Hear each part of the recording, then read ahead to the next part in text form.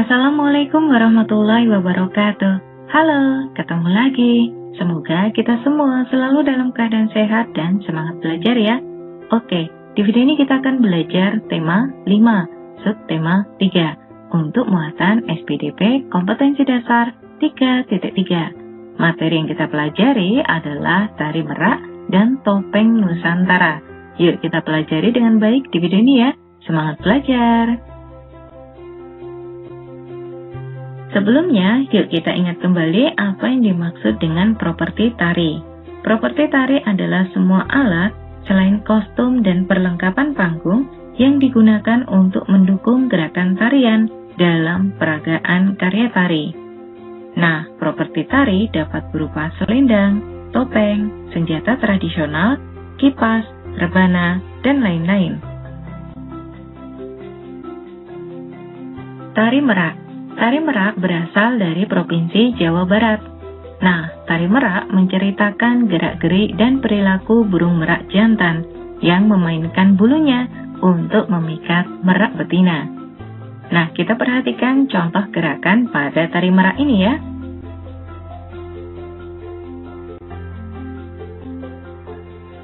Keindahan bulu dan gerak-gerik burung merak menjadi sumber inspirasi dalam tari merak. Nah, keindahan bulu pada burung merak menginspirasi untuk membuat properti tari berupa selendang atau kain yang dipasang di tangan. Nah, kain tersebut melambangkan sayap merak. Selain selendang atau kain, properti tari dapat berupa topeng. Nah, kita akan mempelajari topeng Nusantara sebagai properti tari. Topeng merupakan penutup wajah yang biasanya terbuat dari kayu, kertas, ataupun bahan-bahan lainnya. Nah, peranan topeng Nusantara selain dapat digunakan untuk penutup wajah, juga dapat digunakan sebagai simbol penting dalam upacara adat. Selain itu, topeng juga dapat menjadi properti tari. Salah satu tari daerah yang menggunakan properti berupa topeng adalah tari topeng yang berasal dari Cirebon. Nah, tari topeng Cirebon menceritakan cerita Panji dalam 5 siklus kehidupan dan karakternya. Berikut ini 5 karakter topeng cerita Panji. Yang pertama, topeng Panji. Yang kedua, topeng Samba. Yang ketiga, topeng Rumyang. Yang keempat, topeng Tumenggung atau topeng Patih. Dan yang kelima, topeng Klana atau topeng Rahwana. Berikut ini macam-macam topeng pada cerita Panji. Yang pertama topeng Panji, topeng Samba, topeng Rumyang, topeng Tumenggung, dan topeng Klana. Nah, kelima topeng tersebut memiliki karakter yang berbeda. Karakter yang pertama adalah topeng Panji. Topeng Panji mewakili tahap kelahiran, dan karakternya berupa kesucian bayi yang baru lahir. Selanjutnya yang kedua adalah topeng Samba. Topeng Samba mewakili tahap kanak-kanak.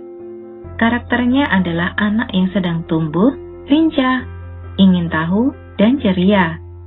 Jenis topengnya adalah topeng putih, tetapi ada aksen hiasan di bagian atas wajah seperti rambut.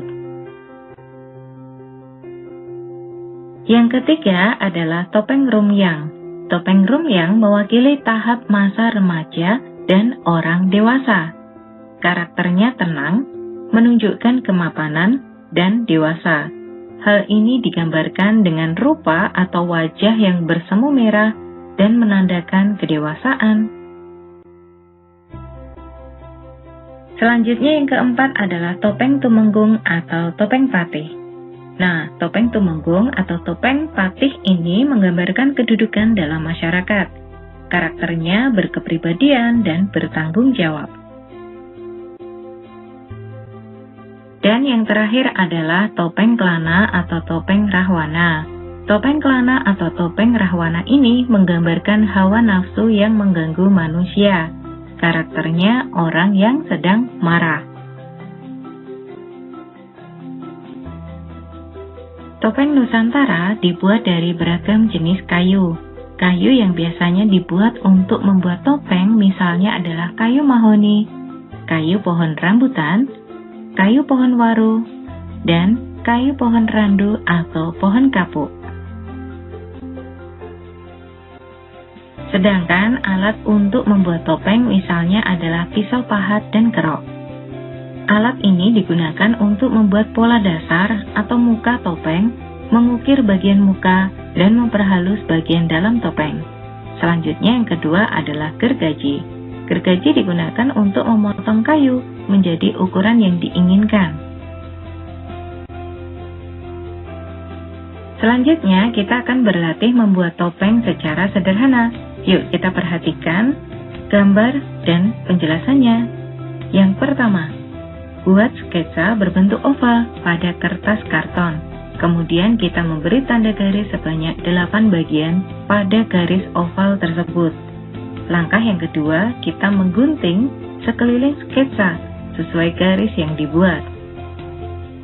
Selanjutnya, langkah yang ketiga adalah melipat dan menekuk sketsa dasar berbentuk oval.